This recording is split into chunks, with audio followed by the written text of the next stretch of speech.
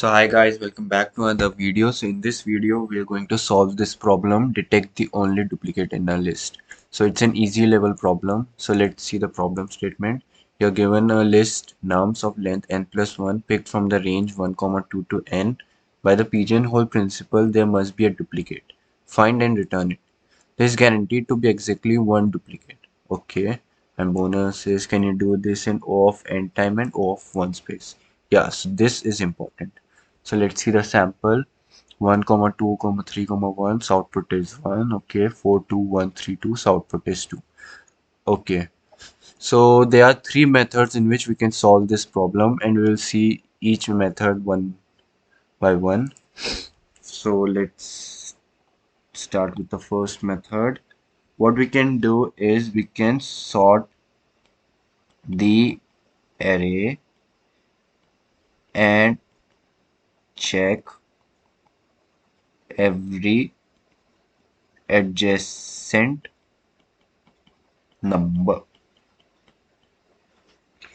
How? Let's see. So our array was 4 2 1 3 2. After sorting, what we'll get 1 2 2 3 4. So what we're going to do, we're going to check every adjacent number. So first we'll check 1 and 2. So 1 and 2 is not same, so we'll move on. Now we will check 2 and this 2. So these two values are same, so we'll return 2. We got the duplicate, so we'll return this number. So this is just sorting and linearly scanning our array.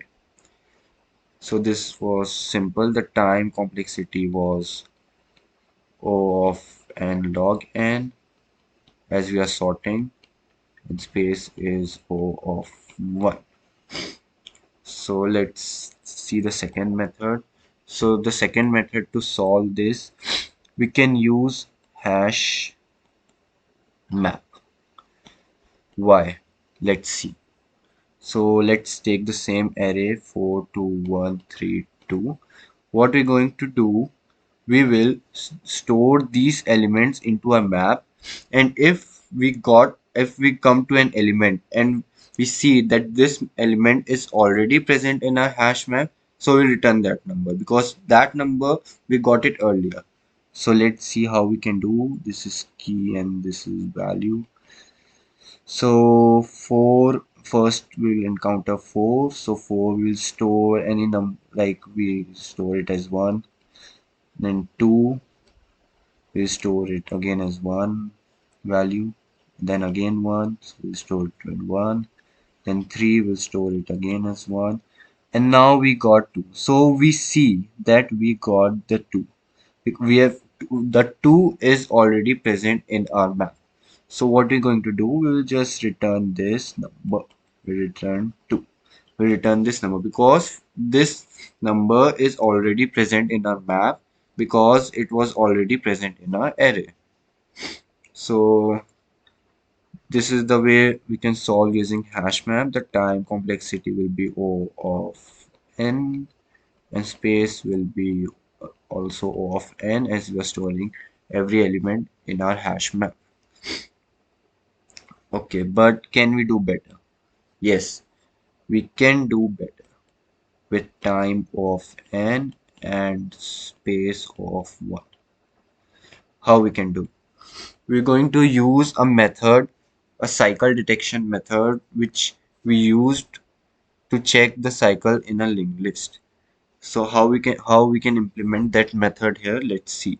So suppose we have array 2 6 4 1 3 1 5. Okay, let's take this array, and what we're going to do, we're going to create a graph. How? Let's see. Suppose we write this element, first element of the array here. Okay, properly. And now what we're going to do, we'll go to the index, that element, the value of this element is 2. So we go to index 2 and see what is the element. So element is 4. So we will connect this element to 4. Now similarly, what we're going to do, we will go to index 4. So let's write the indexes here. So we'll connect this to 3 and now we'll go to index 3, we'll connect this to 1, going to index 1, we'll connect this to 6, going to index 6, we'll connect this to 5, we'll go to index 5, we'll connect this, go to index 5, we'll connect this to 1. Okay, so this is our graph. So how we can detect the duplicate? So let's see. We will take two pointers. Suppose these are H and T. And what we're going to do, we will make our H move 2 steps and T 1 step. We're going to move our H 2 steps and T 1 step. So let's move. So we'll move T to here, H will come to here, erase this, and again our H will come to here, T will be here, and now T will come here, and H will come here. So our H and T met. So why we done this? Why we did this? Because if we are moving H 2 steps and T 1 step, so there will be a scenario where H will catch T. The H and T will collide at a point. So we'll mark this point, and what we're going to do, we will make a pointer, one of the pointer, let's take H, and we will again reinitialize to first element. And what we're going to do, we will now move both of these pointers by 1 step, not 2 steps. We'll make both of these pointers to move 1 step.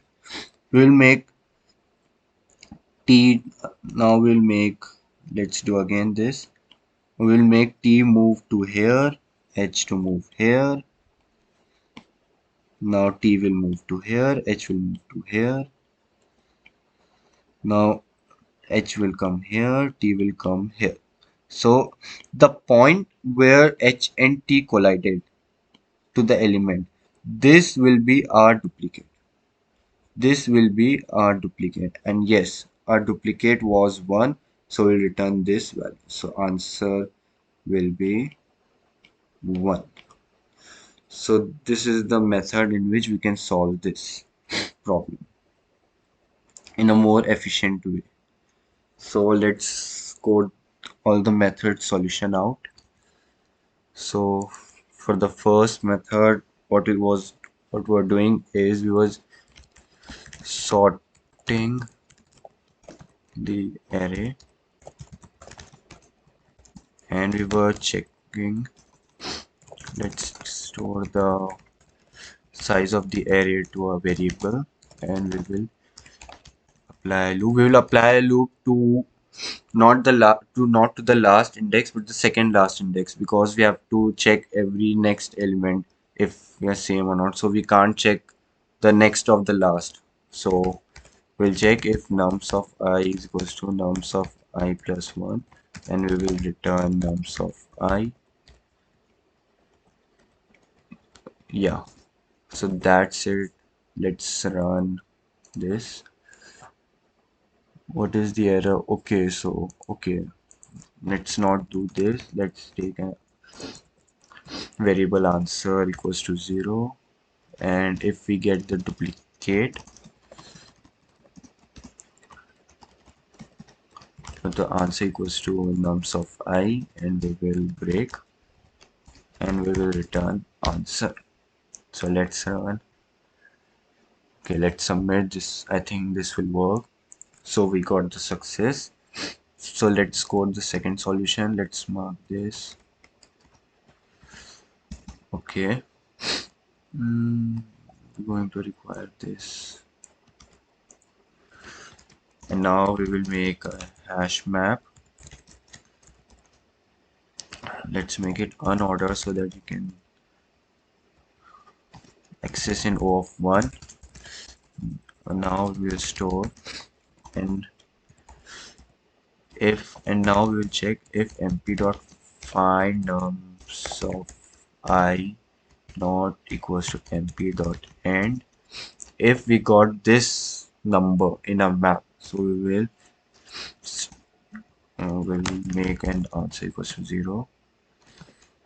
Answer equals to nums of I,